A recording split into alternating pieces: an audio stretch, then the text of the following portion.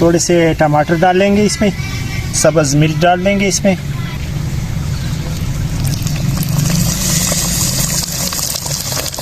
बिस्मिल्लाहिर्रहमानिर्रहीम। अस्सलाम वालेकुम दोस्तों, उम्मीद करता हूँ आप लोग ठीक ठाक होंगे और खैर खैरियत से होंगे। आज फिर नई वीडियो के साथ हाजिर हुए हैं। तो आज हम बनाएंगे आलू और अंडे के कबाब। तो आइए देखते हैं कि ये कैसी बनती है और इनमें किन किन चीज़ों की ज़रूरत होती है।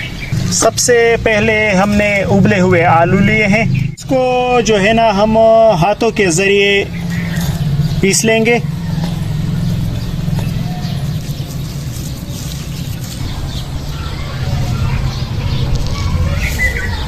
हमारा पेस्ट जो है ना अच्छी तरह से तैयार हो गया है। अब हम इसमें मसाले डालेंगे, जो मसाले लगते हैं इसमें वो आपको बतरतीब बताएंगे। ये हमने 3 खूबसूरत से अंडे लिए हैं ताज़ा। ये 1 अदद केक रस लिया है, इसका हम पेस्ट बनाएंगे। और ये पुदीना के सब्ज़ पत्ते लिए हैं। गंदम का आटा है और ये है नमक। इसको तो हर कोई जानता है, ये तो कानों का जो है ना बादशाह है, बादशाह हर चीज़ में इस्तेमाल होता है। प्याज, काली मिर्च और ये कुटी हुई मिर्च सुर्ख, ये पिसी हुई सुर्ख मिर्च और ये धनिया का पेस्ट, ये पुदीना का पेस्ट, बेसन का 1 चम्मच और मैदे का 1 चम्मच पाउडर और ये लहसुन 2-3 अदद हमने छोटे छोटे पीस काट दिए हैं। ये है नमक। इसको जो है ना हम अच्छी तरह से मिक्स कर लेंगे अभी, ताकि सारे मसाले आलू पे लग जाए और अच्छी तरह से हल हो जाए। हमारे आलू के कबाब जो है ना फिर बड़े मज़े के बनेंगे इंशाल्लाह। पेस्ट तैयार हो गया है। अब हांडी को आग पर रख दिया है हमने। हाथों पे हमने घी लगा लिया है ताकि हमारे कटलेट्स जो है ना आलू वाले कटलेट्स हाथों पे चिपके ना। और इसके जो है ना हम टिकिया बना लेंगे।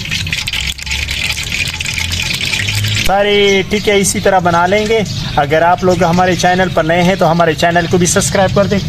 और इसको हम जो है ना आटे पे आटा इस पे लगा लेंगे।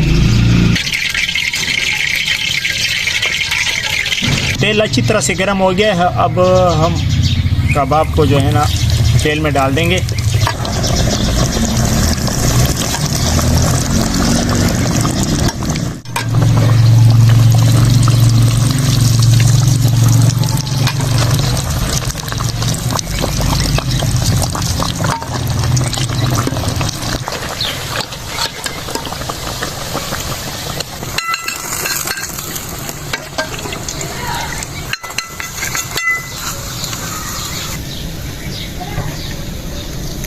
इसके दरमियान में जो है ना हम होल बना लेंगे अच्छी तरीके से।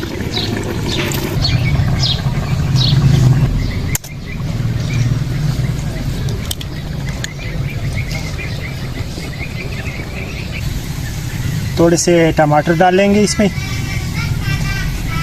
सब्ज़ मिर्च डाल देंगे इसमें और थोड़ा सा प्याज डाल देंगे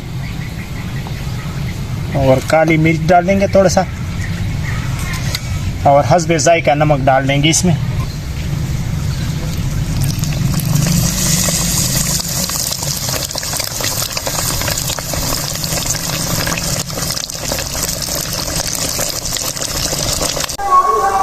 माशाल्लाह हमारा अंडा और आलू वाला कबाब जो है ना तैयार हो गया है।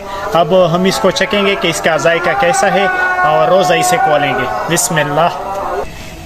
ये हमने आलू की चटनी बनाई है, इसकी वीडियो हम आपको फिर कभी बताएंगे और इसको चेक करेंगे। बिस्मिल्लाहिर्रहमानिर्रहीम।